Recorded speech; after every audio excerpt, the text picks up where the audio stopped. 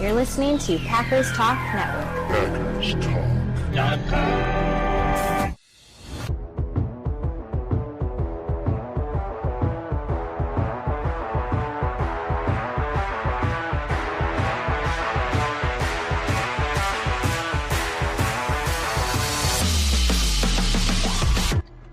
Welcome to the Packers Weekly Podcast, part of PackersTalk.com network.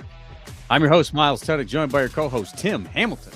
We are diehard Packers fans that just love talking about the Pack. We are not getting into all the national sports media nonsense. We're diving into the top topics around the week, or every week, around the Pack every week, breaking down games during the season, and then sorting through all the draft dreams and drama of the offseason, which is behind us now, so we're not doing that anymore. If y'all want to support the pod, please spike that like button for us. And most importantly, jump on over to YouTube, type in Packers Talk Network, and hit that subscribe button for us. It makes a huge difference. We are trying to get over to 5,000 subscribers. We're almost there. Could use your help finding more Packers fans and helping them find us. So tonight we are getting into the Broncos game. Little fun preseason game to break down there. Little thoughts, little takeaways, and then we're gonna do our depth chart analysis. We are going to analyze where we think the biggest position battles are coming down to here in this Arizona joint practice and then final preseason game. Who's on the bubble? Who's headed out of town? Who's locked in? Going position by position. Some positions are pretty clear. Others, less so. We'll get into it. But first, of course, taking care of some business. The show is once again sponsored by Wisconsin's own Ticket King, located right across from Lambeau Field. For close to 35 years, Ticket King has TheTicketKing.com, has been providing Packers tickets to Packers across the globe. They set their prices to beat the big sites, and they even offer parking in their lot. Currently, they say the best deals are for – where am I going? I got cut off. The best deals are for the Texans and the Panthers game. So if you're lining up which Packers games to go to, head on over to TheTicketKing.com. Check them out. And, of course, let them know that PackersTalk.com sent you. You can go to PackersTalk.com/tickets, and it'll get you there. So please go ahead and support your local Wisconsin business and all of your other local businesses as well. Tim, good evening, sir. How we doing? Good evening. I am on vacation. And that's right. Yeah. Look at me. On vacation, but never on vacation from our podcast. Yes, we got important stuff to talk about because the season's getting close. Preseason's almost over. Training camp. We got one more training camp practice, one more preseason game, and then we're on to the regular season. We're on to Minnesota. So, yeah. On to Minnesota. Doing well. And coming off a victory over Denver. Not going to celebrate preseason too much, but hey, it's nice to see him do well. Yeah. And no injuries. All the injuries are pretty minimal, very little injuries, so we're still humming along. Still trucking along. Nothing major coming out of that. And, I think the biggest news coming out of that game was just like, what year exactly is Trace Mack retiring so we can figure out when we're going to Canton to see his induction ceremony 4 years after that. Because, the dude's automatic. And Liv has been smacked. I have been smacked. Like I've always told you, Myles, you always draft kickers. Just always draft a kicker, no matter what. I was completely on board with that pick right from the beginning. You met the guy down there in the Shrine Bowl. I did. I got to talk to him for about 5 minutes. You did. That's like talking to like the Pope or something at this point for people, right?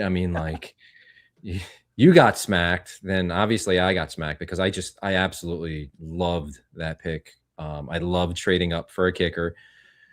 Always a big fan of that. We've got the receipts, guys. Tim's been telling us the whole time. Y'all been doubting him. Always go back and listen to our podcast because, like and subscribe and all that stuff. But you might hear me say that, or you might not. And I was never concerned when he was missing all the kicks and practices and stuff like that. So completely on board with Trace Mack. But seriously, the dude, he's making 58 yarders right down the middle like it's nothing. It's an awesome start. It doesn't count for anything. I know that, but it counts for something. Yeah, I mean, I feel better about it. I still wouldn't draft a kicker, but I wouldn't trade up to draft a kicker. But if you're gonna do it, it should be Trace Mack, who's already a legend, on his way to superstardom. But he was great. That's 2 games in a row. I don't really care what he's doing on Ray Nitschke Field because he's making every kick in the games that actually sort of they don't really count, but it's an actual game. It's preseason. But he looks really good. He's making his kicks. They're right down the middle, plenty of room to spare. And I have growing confidence in him, but it don't mean nothing until the regular season. And then he's got to make his kicks in the playoffs. And that was Brian Gutekunst has said it a couple times now. Like McManus was all right in the regular season. He couldn't make the kicks in the playoffs. So like that's what Trace Mack's going to be judged by, is whether he can make them in the regular season and then whether he can make the clutch kicks in the playoffs. So we won't know that for a long time. But it's going well right now. So I think that's the biggest takeaway from Denver's. Trace Mack was awesome. Other than that, first team offense went down and got a touchdown. It was really nice to see Marshawn Lloyd score. Good for him with all the stuff he's been through, through the first 2 years in his career. Offense, saw enough from them the first 2 games. They're ready to go. The defense wasn't as good, but they also weren't really showing you anything. I think Gannon's calls would have been a lot different in the regular season to help out the defense. Agreed. But then from there, they played better. They were the better team. Sean Payton even, called out his team a little bit and just acknowledged how much better the Packers were in that game. So, hey, I think overall it's nice to see them win and play well, and certain players, step up and have nice games. We mentioned Trace Mack. I'll call out too, just real quick. Like I thought Kamal Hadden was really good playing the nickel, a position he hadn't played in Green Bay until like last week when they threw him in there, and he looks really good there. So I mean, we'll get to the roster in a few minutes here, but he's going to be on this roster, and it's really nice to see him bounce back from that bad ankle injury he had last year. I thought he was very good. I thought Chris McClellan too stepped up, and he got more snaps probably than what they would have done because Brinson hurt his calf pregame and didn't play. So it was nice to see McClellan step up and make some plays as well. But I think overall they played a nice game, got out of it mostly healthy and definitely looked like the better, more structured team for whatever that's worth in the preseason. So I don't know. What about you? What were your takeaways from that game? It's similar. I look for, checking the boxes. Did they achieve the goals that they set out to? That's why, when you lose to Pittsburgh, what was it, 28-9, it didn't even feel like a loss. Felt like they went there and they accomplished the goals that they intended to, and then the game just took longer than they needed it to. So Yeah. this kind of felt the same way to me. You achieved your goals. You showed a little depth there by winning with the backups. But at the end of the day, you got out of there injury free. You got more evaluation of the guys you need to see. The D line, man. I mean, they've got some really tough decisions coming ahead, and Anthony Campbell is making it as hard on them as he possibly can. Yeah. So I'm impressed with the guys. McClellan had a day. He's definitely forcing them to get him on the field. A lot of people have talked about Hadden and how he's doing. It seems like he's probably locked up the backup nickel position, if not some other safety duties. So, it's good to see that. And again, just no injuries, right? Like that's like, let's deep sigh of relief that Brandon Cisse is fine. No issues there. The only other thing is, how much did you learn about your defensive backfield at the bottom of the depth chart? What are the impressions of Damani Jackson? I think I saw a few reps of him. I was a little indifferent. It looked all right, not perfect. But yeah, so I think that would be my question is, where are they with all the evaluation of these guys that they've got to make cut down decisions on here pretty soon? I think they got a lot of good reps from guys that they needed to see. So we'll see where that goes. I think we'll learn a lot about that this week based on who gets reps. Cause I was saying before, I think the guys that get the most reps this week, whether it be the joint practice or the game, are going to be the guys that they need to see reps on. They're going to need to see a lot of reps from the interior D-line and make decisions there. The cornerbacks for sure. I think you're going to see a lot of reps. Seems like Nixon has improved a little bit, not necessarily in the game, but this week. So, he might be saving his job a little bit more and staying at least out of the cut circle. But, he's got a ways to go. We don't need to talk about Nixon right now.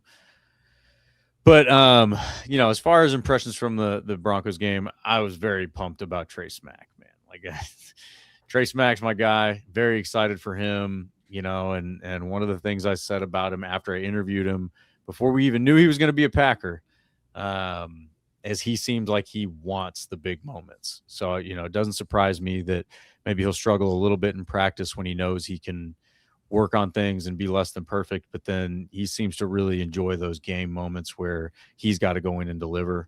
So I think that's what we're seeing right now, and dude's on it.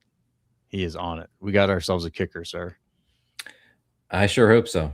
I mean, so far so good. I'm definitely more confident than I was when they drafted him, more confident I was, after hearing about all the misses he was having in the early part of training camp. So yeah, it's a good start, but I mean, let's see him week 1 against the Vikings. Like if he's lining up for a 48-yarder in the fourth quarter of that game to decide it, I'm going to be a little nervous, but maybe a little less nervous having seen him, boot. What is it now? 4, field goals, 4 for 4 in that game. Yeah, right. Oh, but 50 plus though. Yeah, the 50 plus between the 2 games, like that. That to me, I mean, showing your leg strength, but it's not just that. He's making them dead center, right down the middle. Yeah, so, he is. And it almost looks, especially the Denver kicks, almost looks effortless for him. Like he's making them, and they're going in there, and it looks like he's not straining them to get them there. Right. So, yeah, I'm not I'm not fully confident. It's going to take a while till I get to that point, but I feel better about it at least. It's hard not to. If you don't feel better about Trey Smack right now, you don't have a pulse. I mean, it's a lot of fun to watch him do what he's doing. So, yeah. The other thing, we might have a return game, man. Are you kidding me? Pierce Strong with the 68-yard return. Yeah. I thought that was awesome. The fact that these guys are actually getting positive return yards. Sky Moore had a 30-yard return. It can be done. And it can be done. Yeah, and I think a thing that kind of was under the radar was that Sky Moore against Denver returned the opening kickoff, had a nice return, but first game against Pittsburgh, it was still Savion Williams back there. So it was like, okay, is Sky Moore going to be just a punt returner? But then they put him back there on kickoff. So that, to me, that makes me more comfortable. I'd rather him than Savion Williams, or maybe put them both back there, whatever. But Sky Moore had a good return. Like you said, Pierre Strong too. That was, beautifully blocked. 2 games in a row where you have competent special teams. Unbelievable. I mean, it's been a long time since we had 2 straight games with competent special teams, let alone an entire season. If we could just get 2 straight games, that was an accomplishment. So I know it's preseason, so a long way to go, but positive early signs of special teams. Very positive. I mean, if special teams is one of the strengths of this team this season, boy, howdy, we're going to have some fun. Whew, that's exciting. But yeah, so it's really good to see these guys are minimizing mistakes. They're getting out there, getting the job done. You've got the other team's coach, complimenting you. It's really, to me, not about the scoreboard. It's more about those contextual things, right? Like the special teams looks like they're executing well. That's not necessarily something that is impacted by scheme and strategy as much. It's not like, oh, you're just seeing a vanilla version of the special teams. I mean, special teams is special teams. They're running. They might have like a wrinkle or two in the regular season to throw out there, but for the most part, you're seeing what the special teams is right now. So them playing well on special teams is a very good sign. That's not something I would expect to change much because you're going into the regular season. Whereas on defense, you're not seeing certain things right now. On offense, you're not seeing certain things right now. And same goes for the opposing team. The opposing team isn't necessarily scheming to beat you. They're scheming to see the things that they need to see from their players. So where they might do something in a specific situation in the regular season to win that situation, in this case, they're not necessarily doing that. So it's just one of those things to keep in mind. Those things can change, but special teams isn't really that way. I mean, like you have your assignments and you run them, and that's it. You know, there's not a whole lot of different scheming that goes on there. So very encouraging. I'm pumped about that, and you know, it just seems like they're doing what you want to see them do in the preseason. Again, it's not really about winning or losing games as much as it is about the context around it. I think the context around it right now is looking good. And as we approach this week, you know, you got the joint practice, then we got cut down day coming on Sunday. So used to be Tuesday. So they've lost some days. So now they have roughly 44 hours after the end of that game to figure out 37 players that they're cutting. We got Felipe in here. Good to see you, brother. Do you guys see Goody trading for a cornerback or a tight end? So before we even get into who's going, who's staying, what do we think here? Because I think there's some fire where there's this smoke here. I think tight ends. So this is going to kill our tight end preview a little bit, but Kraft and Wiley are on the team. I think their third tight end is on another team's roster right now. So I think that's either going to be a waiver claim or a trade. I don't think they have a third tight end that's worth keeping. Now there's some roster gymnastics they could go through where you could just keep two, and then you get Drake Dabney gets through to your practice squad, and then you can elevate him for the time being until either Musgrave's back or you find someone else. But I think the more likely scenario is they find somebody off waivers that gets cut down from another team, kind of like a few years ago when they picked up Ben Sims and he stayed around for a couple years. So I think tight end's a possibility. I don't think necessarily trade, though you never know. I think it's more so they pick up somebody off waivers.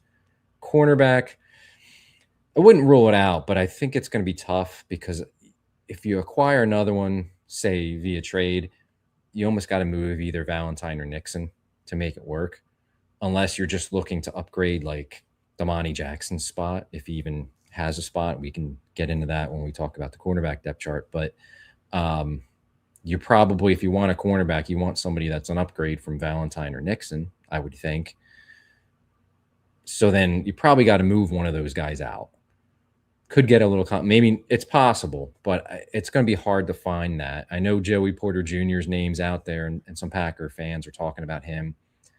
One, I don't know if the Steelers really trade him.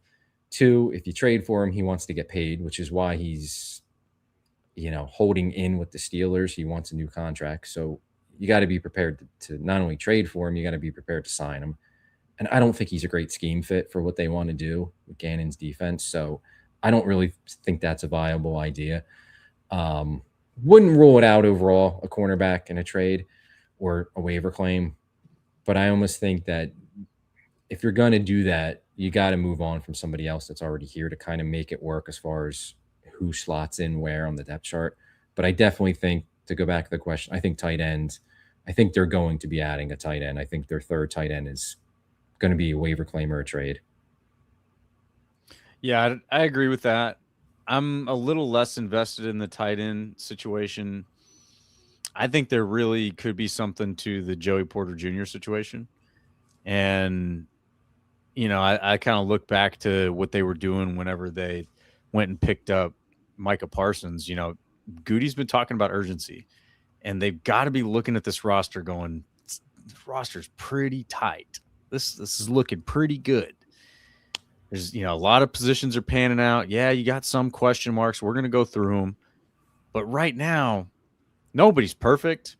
You're pretty damn close. You're pretty damn close to being like, look, we're set. We got starters. We got depth. We got experience. We got youth. You're pretty close. And I think if you can make the money work, I don't know what Joey Porter Jr. is wanting, but if you can make the money work, it's definitely something that I think they're really chewing on right now, because he's a hell of a player and he fits that mold. His best football's probably in front of him. He's still young. He's about to come off his rookie contract. He's very, very much in that target zone for Goot as far as his player profile.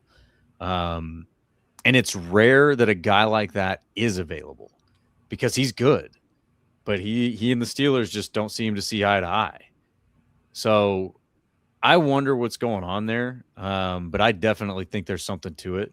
Now, I'm not sitting here telling you there's a 90% chance that they're going to trade for him, but I do feel like there's conversations being had. I do think it's one of those things that they're actually crunching the numbers on to see what it would take. And then it makes me wonder, all right, well, what, because there's equal rumors that there's teams calling about Valentine and calling about Nixon. So how do teams value those guys? Because if you can get away with swapping a Valentine or a Nixon for a Joey Porter Jr., and obviously there's other things that'll go along with that, it wouldn't be a straight up swap. But that plus call it draft capital that's not a first round pick. It's not a bad deal. Right? I mean, I think they got to be tossing that around because if you can go from the situation you're in right now where it's like Cisse's probably your guy. See, you can probably call him CB1 right now because he hasn't been rotating in with the twos while all the other guys have. But it's probably Cisse and Nixon. And I don't think there's any question that JPJ is an upgrade over Nixon, right? No, but the issue with Joey Porter Jr., and this goes back to Penn State, is he's really physical. He's really good in press. He's really good in man coverage when he can get his hands on you. But like playing the zone-based system, which is what Gannon's going to run, he's not as good at that. So I don't know about the scheme fit. That's what concerns me. Now, I'm willing to hear that. Where I can kind of see your point with Joey Porter Jr. is like, yeah, they would have to pay him, but then you can also look at it like, okay, Valentine and Nixon's contracts are up at the end of the year. So like they got them, they're moving out. They're not paying those guys. Yeah. So then you got kind of a cheap room with Cisse if Damani Jackson's on this team. St. Juste isn't making much money at all, even though they signed him as a free agent. Like you kind of have a cheap room. So then you can afford to pay somebody at corner. So maybe if they think, all right, Joey Porter Jr. is just good enough, he can work in this scheme, or like, we'll change some things and play a little bit more man, a little bit more of a physical, aggressive coverage to help him. Maybe, but I don't know if the fit with what Gannon wants to run is really good for him. So, but again, I can kind of see, I can see the reasoning for it. I think you're on board with it a lot more than I am, but I don't know if they want to pay him. And then I just don't think that he really fits. I just don't think he's a good zone-based cornerback, which is what they're going to be looking for. That's fair. That's a totally fair pushback. I wonder how they evaluate him, right? I mean, and that comes down to a little bit of the personality too. What's going on between the ears? Is he a sharp enough dude that you think he can learn new things, or is he a guy where it's like, no, leave him alone and let him do what he does best and leave it at that? Both are fine, but yeah, so I do wonder about that, but it seems like a really good fit. It seems, athletically, as far as the age goes, the money, even the compensation, I don't think you're going to have to give up, so much that, you just can't do it. So that's one of those, it feels like there could be fire where there's smoke. Now, the tight end position, that's one that's kind of a head scratcher to me, because even the guys that they brought in, like Lachey and, RJ Maryland, they were, lower value capital, right? You bring them in and, you're not doing a whole lot for them. You're not paying a lot for them. You didn't have to give up much for them. I don't know how they value the tight end position, because that's the one where they missed him in the draft. And I got to throw up our showers here. Says there were so many good tight ends in the draft we passed, even knowing that they were not likely to re-sign Musgrave before the injury. They don't value it like we do. Well, I mean, to be fair, we don't know. We don't know how they value it, but it doesn't feel like they do. Maybe. I think with the draft, though, there were a lot of tight ends that went a lot earlier than people were expecting. Second and third round guys that people weren't expecting to go until the third day. Tight ends just went fast. And honestly, if they would have taken a tight end in the second or third round, some people would have been, Packer fans would have been like, oh, they overdrafted, so-and-so at tight end. right? Yeah. Like, I just think they went off the board quickly, and they just, by the time it was like Green Bay's turn in some of these rounds, was like they just didn't have a tight end high enough. Like, they got overdrafted. And Goody brought this up. They had asked him on Saturday after the draft, and he did his press conference, at the end of it. And he said one of, his biggest regret was not getting a tight end. So he wanted to get a tight end. I just think they were off the board when it became the Packers pick. So I've kept that in my mind, and I've brought it up to you, is that, like, I still think they're going to get another tight end. I'm a little surprised they haven't yet, but I just don't think there's been maybe the right one available for them. I think they will get a tight end now. I don't think it's going to be anybody like, big name, anybody that's going to come in and play a ton of snaps for him. I think it's going to be a depth guy, a number 2, 3 type tight end. But going back to like why they didn't, I think the guys got overdrafted from what they were expecting, probably where the Packers had them rated, and they just weren't able to get them. Like, stuff like that happens. I don't know. I think they do value the position. Do they value it as highly as other teams? The Rams have like 90 tight ends. No. The Bears have a ton of tight ends now, and they took a kid in the second round who was overdrafted probably. No, they don't. But like, do they value it more than some other teams? Probably. So like, we don't know truly, but I think they would like to do more 12 personnel. They weren't able to get one. Musgrave's hurt, and not, who knows when he's coming back. He's probably going to start on the PUP list. So yeah, they have to get somebody else, and I think they will. I think they would have gotten one in the draft. They went off the board so early. Yeah, it does depend on how the board falls. If the board doesn't fall right, then you just can't make it happen. Honestly, I would look for them again. Like, you don't know what. Here's the uncertainties. You obviously have Tucker Kraft coming back, so it's not like they're trying to solve for tight end 1 right now. Now, certainly you can't assume he'll stay healthy. You got to have contingencies, but they're not solving for tight end 1. So they're not going out to throw resources at a starter tight end or a top tight end. They're going out to find depth. So a trade with a team like the Rams would make sense. Go after like their tight end 4. Because I think they are like 4 deep, aren't they? Yeah, they have a bunch of dudes.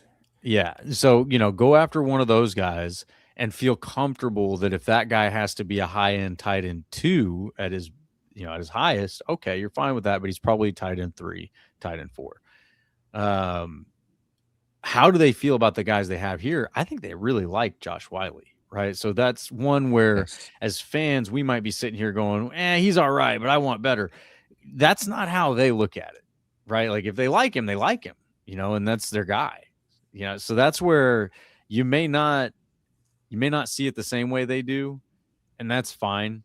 Sometimes, there's situations where fans, we're right, but they've got to also run it the way they run it. They, and live and die by their decisions. And I get that. So, you can't be too mad at that.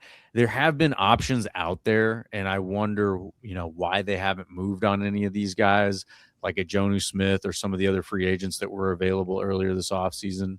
And the only thing I come up with is that, like, they believe in the guys they got, and they did add some, like I said, kind of low capital type guys, the undrafted free agent and kind of a flyer free agent.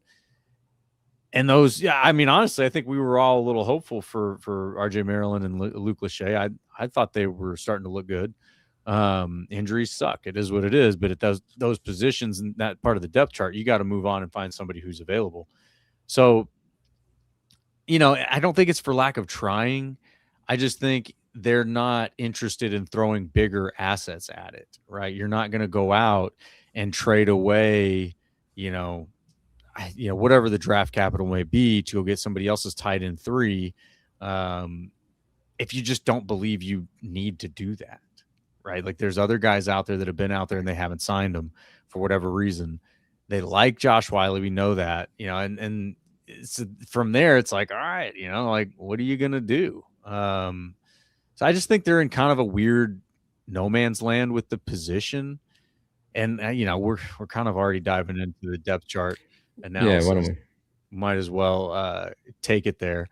But, so let's start there. Let's start at least with the tight end position, because that's one that So I don't think we need to spend a ton of time no, on, because I we think it's understand what's going on with the guys we have.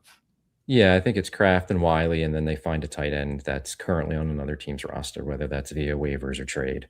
And then you have Musgrave, who starts the season on PUP, and we'll see, when or if he's available to come back at some point during the season.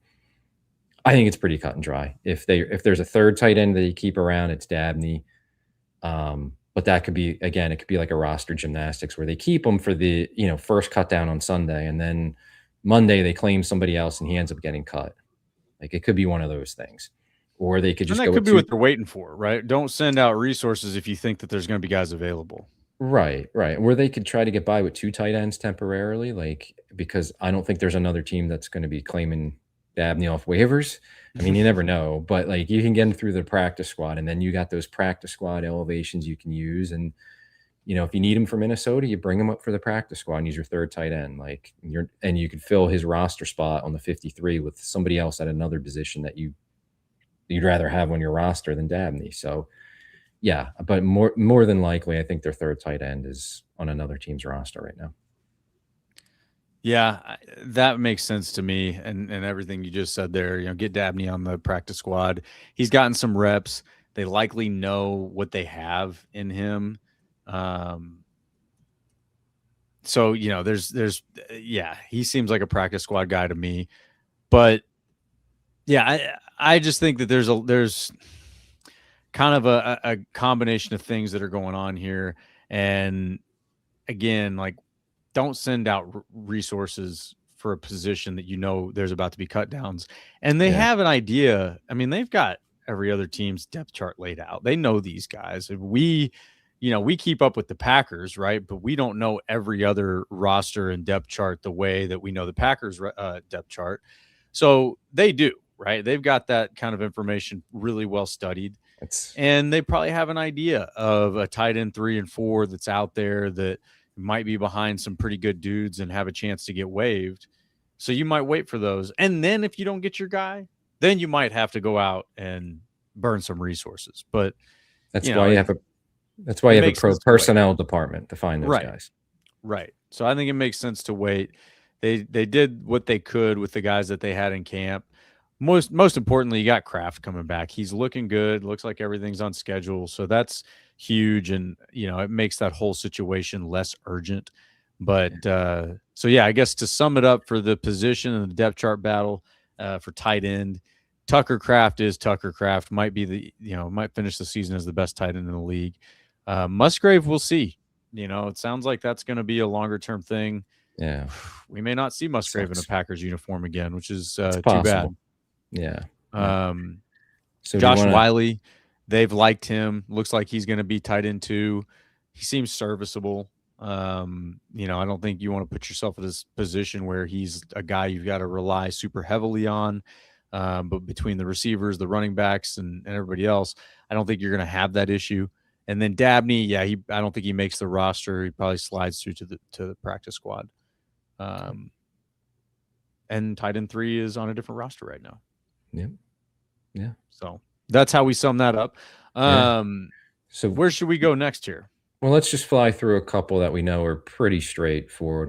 Let's start offensively. So quarterback, Jordan Love, Tyrod Taylor. I know some people are discussing Kyle McCord because he looks better than Tyrod Taylor.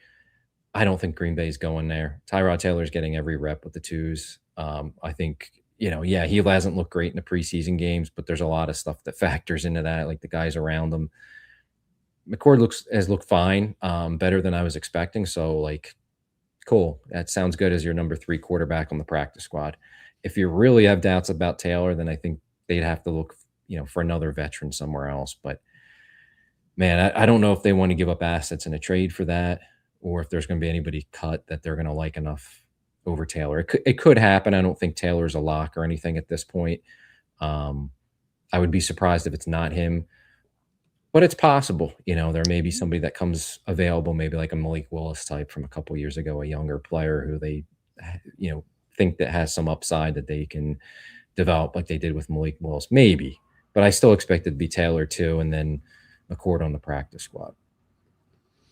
Yeah, I think makes the most sense. And McCord's been out there, so it's not like there's a ton of teams that are going to be after him. I think he does get to the practice squad. Yeah. And I don't think QB2 is up for grabs. I think when they brought in Tyrod Taylor, that was it. The guy's won games in the league. I think they can use him essentially the same way as they use Malik Willis. And I think that's one of the reasons why they got him.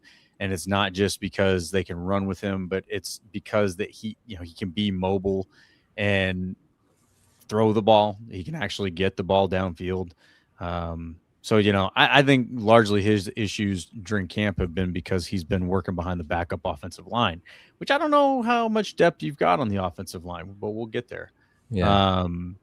So, yeah, I think it's, obviously love Tyrod Taylor for QB2 and then McCord on the practice squad.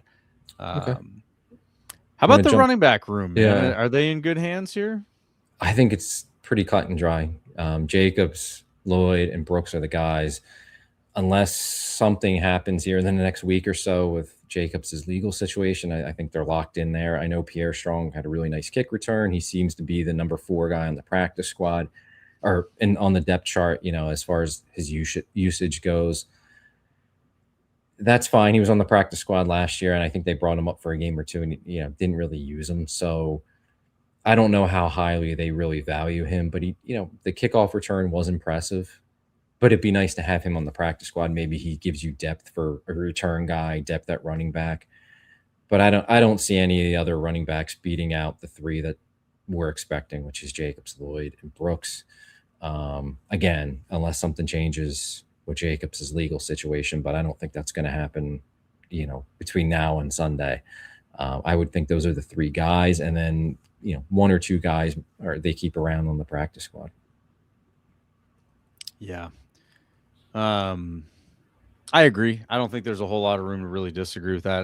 There hasn't been anybody else as far as that 4th running back position that has really demanded. I was kind of rooting for Damian Martinez, but he hasn't really done much when he's gotten a chance to touch the ball.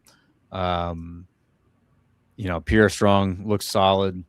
I don't think he's touching Chris Brooks because of Chris Brooks' pass ability. Yeah, they got a lot of trust in him. He carries the ball well whenever he does get his carries. I've liked a lot of his runs. Marshawn Lloyd is not made of paper, so he's taking a few hits. He's still running strong. So yeah, I think that again, barring whatever's going on with Jacobs, it doesn't seem like anything is coming to the surface with that. But I guess any day could happen. They're pretty set. And it's not a bad room. It's hard to be mad about that room. You got some good, skill versatility. And, I think these guys can handle the load. So running back room in good hands.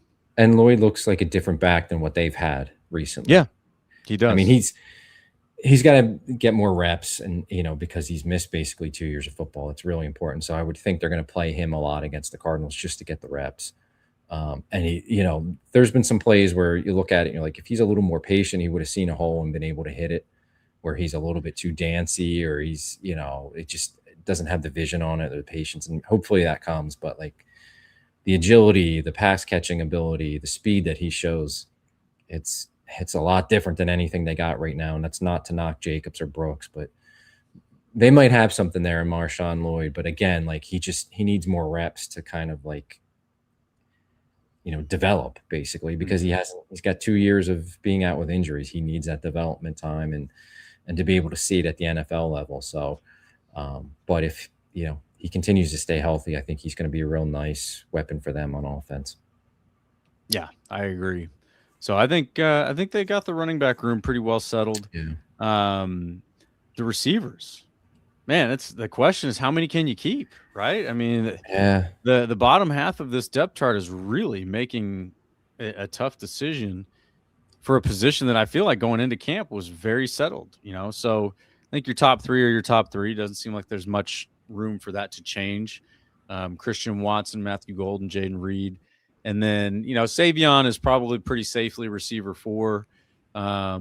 Sky Moore and Bo Melton flip a coin for who's 5 and who's 6.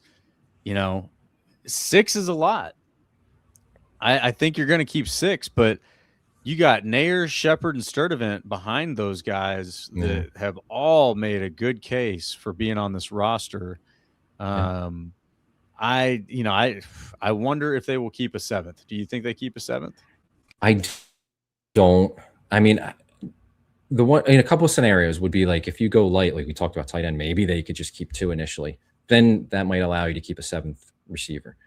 Or they could keep 7 initially on Sunday and then claim somebody off waivers and that guy gets cut the next day. So it's not real. I mean, you're keeping them for one day. I don't really consider that making the roster, but I don't see them keeping 7 and going forward with that for a long time. I don't see how you're going to get them all on the field.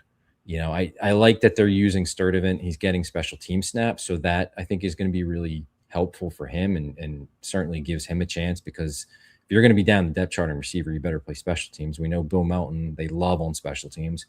And Sky Moore is hopefully going to be the return man for him. So like Sturdivant, can help his cause a lot if he can be a solid special teams player for them. But I don't see them being able to, when you factor in all the other numbers, the positions, I just don't see the way they can keep 7.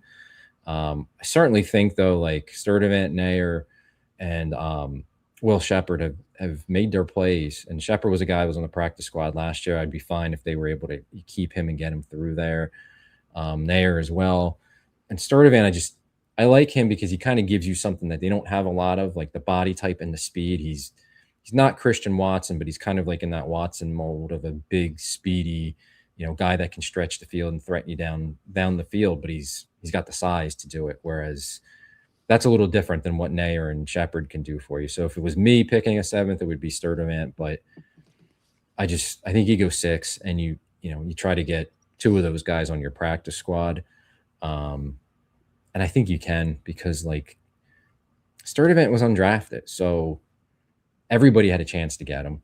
Yeah. And I just think sometimes like as Packer fans, we're only seeing the Packers, and this isn't just Sturdivant, but like every year there's certain like training camp guys that we fall in love with. And it's like, oh, they can't cut them. They're never getting to the practice squad. And then they do because it's like all these other teams have a J. Michael Sturdivant as well. Right. So it's like, so I think they can get them through, get 2 of them on the practice squad and you're fine. But, I think you just go with 6. Yeah. I think they might. There's a chance they go with 7. The thing is, this all comes in balance with other positions, right? So if there are other positions that you just maybe need that extra guy, like offensive line or defensive line, I think that 7th receiver will lose out pretty quick. But I do think you're right.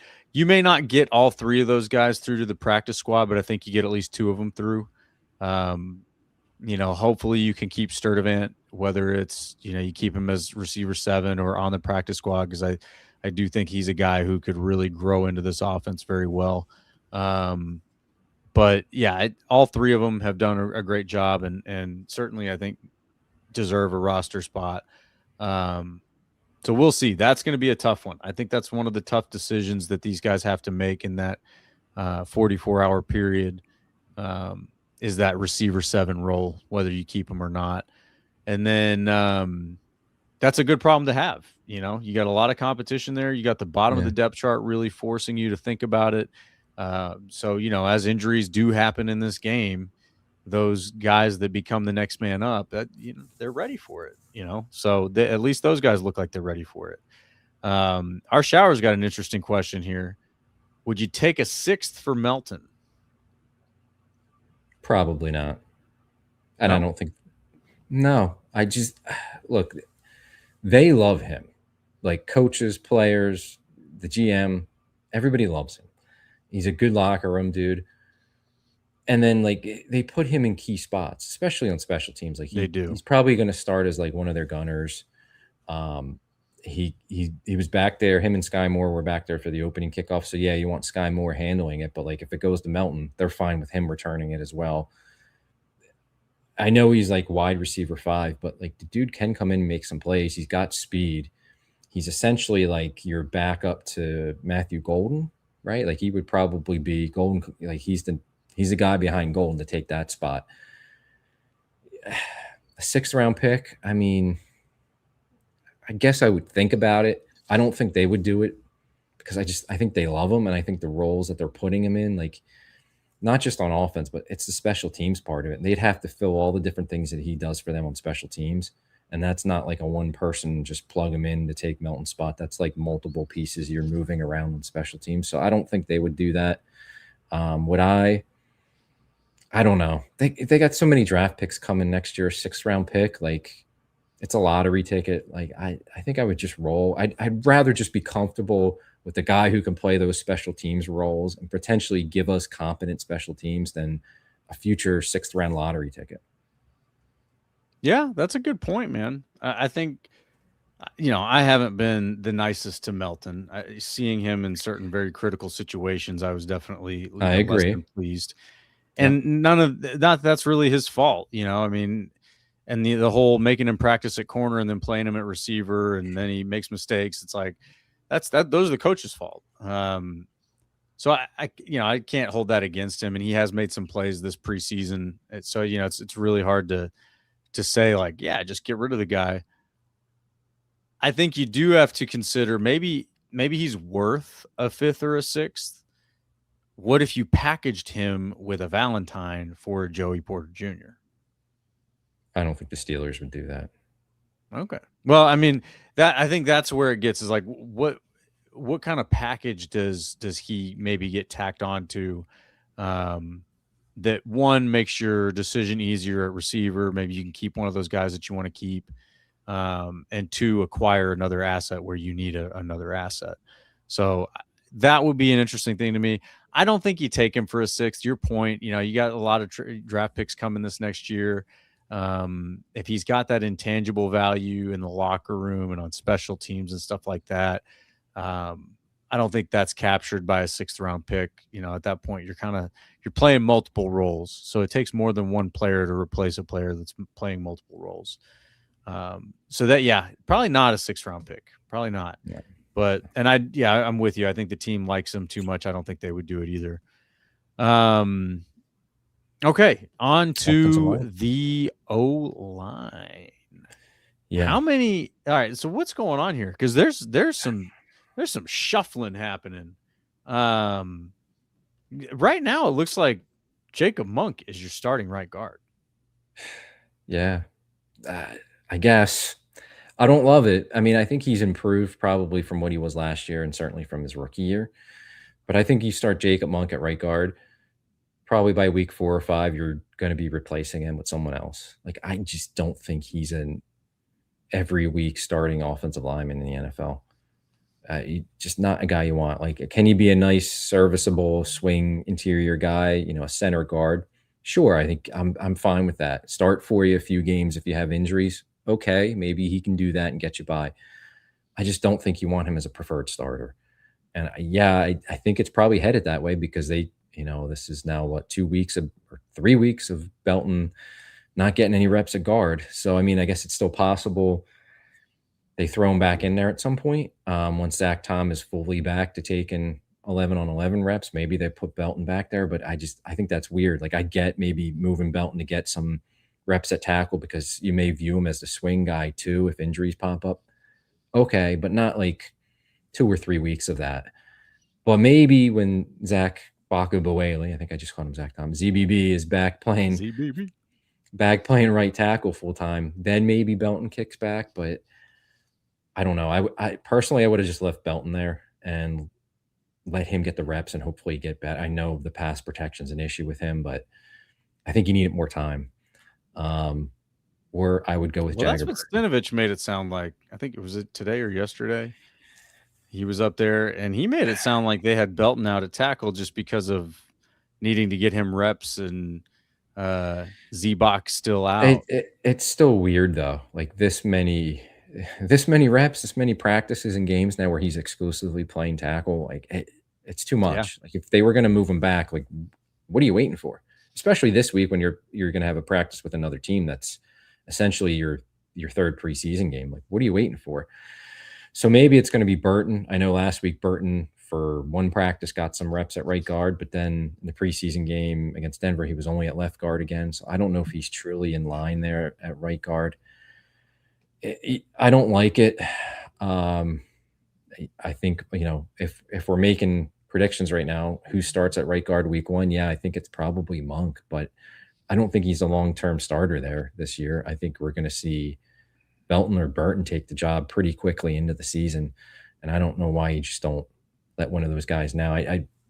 I'm not in love with the way Burton's played. I think there's been a lot of ups and downs, but I'd rather him than Monk. And I'd rather Belton than Monk. Because I just think Belton's obviously a lot bigger, and I think he's going to be a lot better in the run game. Pass protection is going to be an issue, and he's got to get better there. But I'd rather live with Belton there than with Monk, personally. Interesting. Well, I mean, they apparently love Monk and his play style and all that. He's a nasty guy, I guess, but he's your starting right guard right now, man. So he is on the front. You got Z-Bach, you got Monk, you got Ryan, you got Aaron Banks, you got Jordan Morgan, and then shortly there behind you got Jagger Burton, Anthony Belton. Those, I think, are your locks. Your 7, right. From there, I don't know. You got Donovan Jennings in the mix. You got John Williams in the mix. You got Derek Kennard in the mix.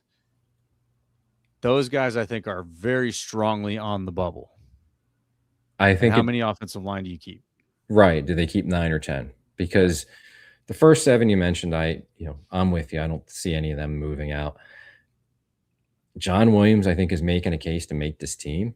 They're playing him a lot at tackle, but he's also gotten reps at center and guard. And he's a dude, again, he missed all of last season. So it's been a while since he plays. So he needs a ton of reps. Expect him to play against the Cardinals. Hell, they might play him the full game against the Cardinals or most of the game, but he needs the reps. Yeah. But I think he's at least shown that there's some development there and something there to work with in the future. Don't want him on the field this year, but he's a down the line kind of let's stash him on the roster. He can be our number 9 or 10 offensive lineman, but there's something there. So I think Williams makes the team, but still on the bubble. Kennard hasn't really had a good camp from what everybody's saying, but he is the veteran. They did trade a draft pick to get him about this time last year. They also paid him as a restricted free agent in the offseason. So there's a little bit of investment there, but he hasn't had that good of a camp. I don't know if he makes the team or not. I think he will, but very much on the bubble. And then Jennings, he's another guy like Monk, they seem to like a lot more than, Packers fans or Packers media likes. Jennings been around for a couple of years now between the practice squad and the roster. He's like the next guy up after Monk in these games at right guard, which is interesting. And he can play center. So they have a few guys, Monk and Burton, who can play center and guard, Sean Ryan. How many of those guys do you keep, though? Do you need a ton of those center guard guys when you already have 3 of them? But yeah, I think Jennings has a shot as well. But it's, kind of that Jennings, Kennard, Williams, they could all make it. Maybe you keep 2 of them and you just go with 9 offensive linemen, which I think is also possible. I don't see anybody else besides that group sneaking in there. I don't think there's anybody that's really stood out. No, I'd have to agree with you. I think I'd be very surprised if any of those other guys that are out there have, make their way into that group. Kennard has proved that he can hold his own whenever he has been in the games. He hasn't been a terrible liability, but yeah, I think it's really tough. Strong bubble right there. If I had to guess, I'd say he probably doesn't make it. But it's such a thin line. I think this week you'll learn a lot more. Like I said earlier, the guys that they need evaluation on are going to get the majority of the reps. The guys that they've already decided what they've got don't need the reps, don't need to risk injury, just leave it alone. That's why it makes sense that a John Williams would play a lot, sit Jordan Morgan down and see what John Williams has got. But yeah, I think it's going to be Jagger's going to get a lot of playing time this week. I think he just needs the reps and the experience. And He'll probably go back and forth between left and right guard. It also sounded like they might try to get him some center reps. Yeah. So yeah, I think he'll get a lot of reps this week, and then we'll see. We'll see who's getting them where. But the O-line is a big group to watch. It's going to be very interesting to see how many they keep and who ends up going. So and that rounds out the offense, right? Yeah, that's everybody on offense. All right. So on defense then, where would you like to start? We can knock out a couple easy ones. Linebacker, because I think that's pretty much locked in. It's going to be Cooper Franklin, McDuffie, Hopper, and then Nick Niemann, who's going to be basically just a special teams guy. But he's just real solid special teams guy. I think those are your linebackers. And then, Christian Welch can stick around again on the practice squad as a special teams guy. TJ Quinn, maybe you keep him on the practice squad too. But I think it's primarily those top four: Cooper, Franklin, Hopper, McDuffie, and Niemann. I don't see anything changing there. Yeah, hard to argue with that, right? You definitely got your top two. McDuffie's pretty solid 3. Hopper, if he comes along, his ceiling is probably squeezing McDuffie out of the 3 spot. Yeah, not a whole lot to argue with there. So linebackers locked in, not a lot of drama happening there. Beyond that, is this the best safety group in the league? Potentially. If you're counting Bullard as a safety, I count him as a nickel, but they do some of the same things, and he can play safety. Yeah, if you're counting Bullard, Williams, McKinney, it's gonna be tough to top them. Just McKinney and Williams as a duo, that's pretty damn good. I love Williams, and I think he's just going to get better and better. And obviously McKinney's already an All-Pro, so they ain't the best. They're right up there. They're right up there, man. You got 2 guys that could be All-Pro this season.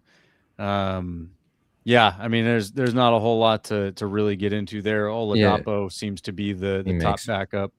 Yeah. And then Kamal Hayden seems to be making some plays, maybe backup nickel, maybe backup safety. He's definitely making the team. And if Bullard's starting nickel, I think Haddon's now number 2, because it's either him or Oladapo, but I think Haddon fits it better than Oladapo. But I think Haddon's, especially based on what he did in Denver, I think he won a roster spot. Not that he necessarily had to in that game, but I think he just solidified himself. So yeah, it's Haddon at nickel, like you said, Oladapo. And then I don't know if he makes the team. It's probably a long shot, but Mark Perry's played really well for them. I think it'd be nice to get him on the practice squad, but depending on how many safeties they want to take, and again, this is a numbers thing with the other positions, maybe he finds a way to make the roster as well. But I think he's played really well for him to at least be a practice squad guy. Yeah, no, he has played well. Hopefully he can slide through and make it in that practice squad spot. But yeah, he's had a good preseason. He got hurt, didn't he? Did he come back? Yeah, he came back. I think it was the Steelers game. He came back. That's right. Yeah. Okay. And then he got an interception against the Broncos. Yeah, he got an interception. Yep. Okay. And then the edge group. Now, obviously, we know who leads this group is Micah Parsons. He'll be back against the Cowboys, so we won't need to worry about that. We got LVN, who might have been the MVP of the offseason, seems to have had a very good preseason. Baron Sorrell also seems to have had a very good preseason. Does not seem to have made many mistakes, except for maybe winning too hard and pushing Belton into, was it Belton? I think it was Belton into Jordan Love. Yeah. So you got your top 2 edge guys there. Behind them, we got a handful of guys. I think we know, obviously, Danny Dennis Sutton will be making the team as a draft pick. He hasn't really done much in the preseason yet. A couple injuries, had a strong offseason, it seemed like. So we'll get to see him in rotation back there. We got Brenton Cox has hung in there and seemed like he might be made some plays. Really solid backup there in rotation of the edge. And then we also have Colin Oliver. Yeah. So Colin Oliver's back there making a case for himself as well. I think all of those guys are locks. I think they're all in. I don't think anybody's on the bubble in those names. Maybe Colin Oliver, but I don't think so. I think he's a lock. And then after that, you got Aaron Mosby, who probably ends up being odd man out, and Nialik Kelly. Yeah, We'll just call him Kelly. Those two probably are out Practice and squad. maybe practice squad guys. Yeah. Yeah, Mosby, I know they liked him on special teams last year. That was kind of like his role. So I could see him sticking around and being a potential call-up for special teams. Kelly, I could see being, they made a pretty big investment, I think, in him as an undrafted guy. So I think they're keeping him around in the practice squad. But I agree with you. I think it's pretty well set there. The one question for me is, like, do they keep Oliver? I still think they do. But I think he's the one where it could get like a numbers thing at other positions where they got to cut him loose. But unlikely. I think he's pretty solidly in there. Yeah, I think he's in there. We'll see. I mean, they surprise us sometimes. Mm-hmm. So yeah, but I think the edge group is pretty clear. Not a whole lot going on there. Not a ton of competition. I think it's pretty well settled on who's who and what they're going to do. So then, of course, there is the cornerback group. Can this cornerback group hang, and where do they land? So we've got Brandon Cisse seems to be CB1 right now. Is that a fair thing to say? He's playing like it, and he's the most talented one. I mean, they're not going to call him that, but I mean, I think he is. There's no reason why he shouldn't be their starter, like a no doubt about it starter. Now we'll see as Valentine gets more ramped up here, coming off his injury. We'll see. They've done some crazy things in the past with what we thought were some no-brainer decisions, and they messed them up. So let's hope that they don't go back to Valentine and Nixon, but I don't know how you can. Cisse looks like their best corner, so it's got to be him. And then I know we've talked a lot about Nixon, but he's the one getting all the reps with the ones, and he just had a really good practice today on Monday. Really good practice from everybody was up there covering it. He's the starter, and then I think it's Valentine, it's St. Just.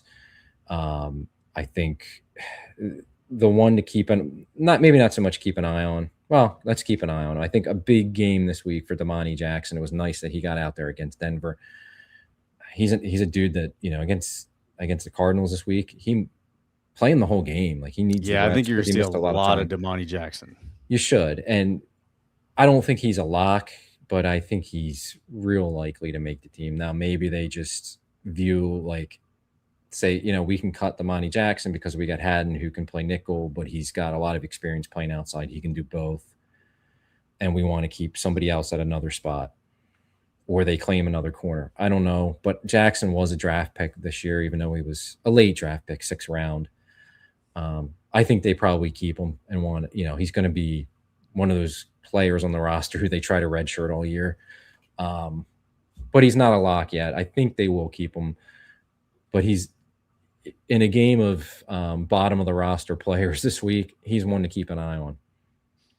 No doubt about it. Yeah, I think he will get a ton of reps because they haven't seen as much of him as they wanted to. So he's one of those guys that will probably get a ton of reps because they need the data. They need to see who he is, what he is. And yeah, I think Kamal Hayden is a little bit of an insurance policy there because I don't think beyond that there's a whole lot of hope. I think Bartholomew and Devonshire probably practice squad guys. I don't see either of them making the roster. Jalen Simpson is one that is kind of holding out hope for. He didn't have a very good preseason, or am I mistaken? He was bad against Pittsburgh, and then he was better against Denver. But they've been saying in camp he's been really good in the practices, but then he just got toasted against Pittsburgh. That's bounced back against Denver. So you never maybe he's still got a shot because they've it was one bad game and they've seen more consistency from him. But we'll see. So if there is a battle going on here for the bubble, it's probably Jalen Simpson versus Damani Jackson, and that'll play out this week. I don't think they know. I think what happens this week will determine that. Jalen Simpson probably has the edge because he's got more reps on film. But Damani Jackson being a 6th round pick this year, they probably want to at least give him a chance to stick around and prove himself. So Yeah. very interesting there. That's where I would draw the bubble at, and you say everybody on the other side of that is out. They're done. And then last but certainly not least, who survives this brutal D-line competition?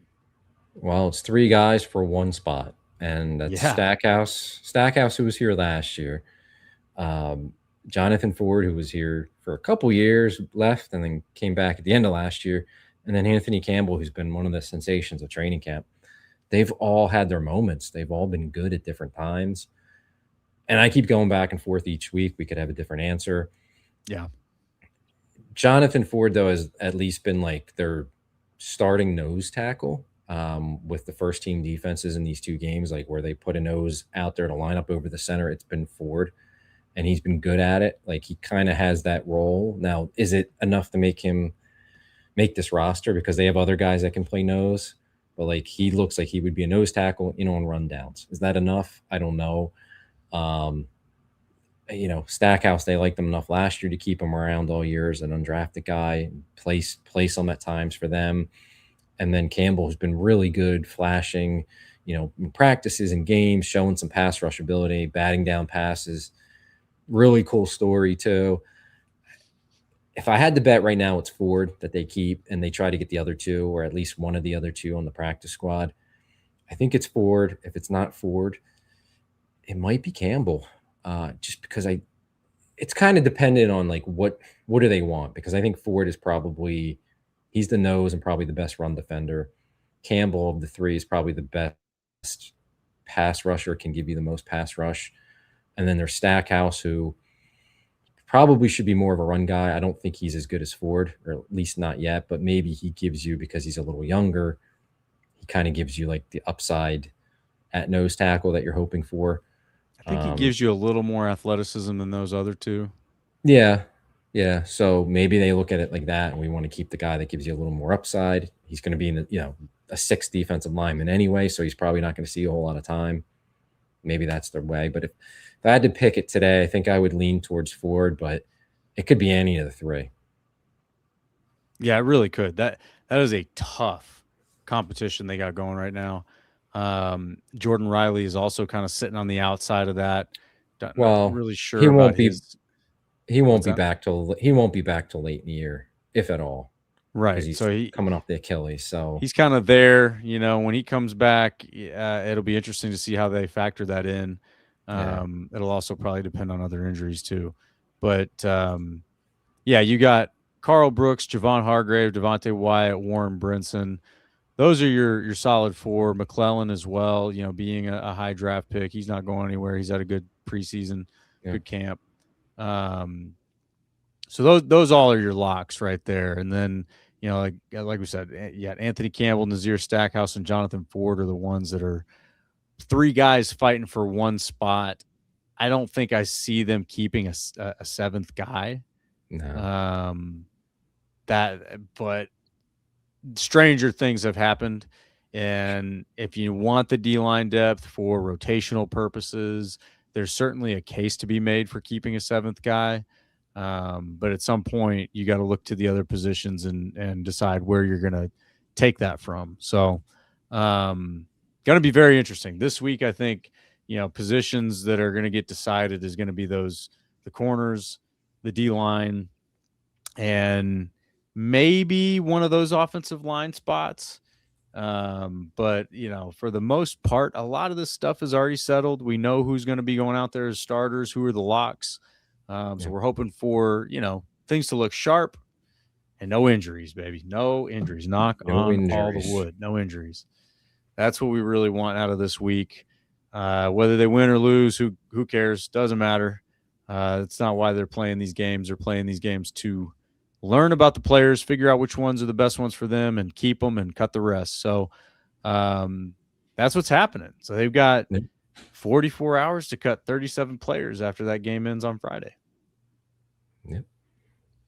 They will. So we will see. So keep an eye out, Packers fans. Have some fun watching the last game of the preseason, because after this, we get to stress about things, because every game matters.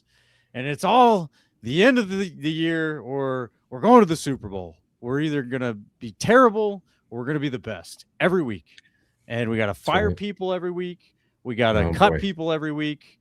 We got to make some serious decisions every single week because it is that intense once the regular season starts. Right, Tim?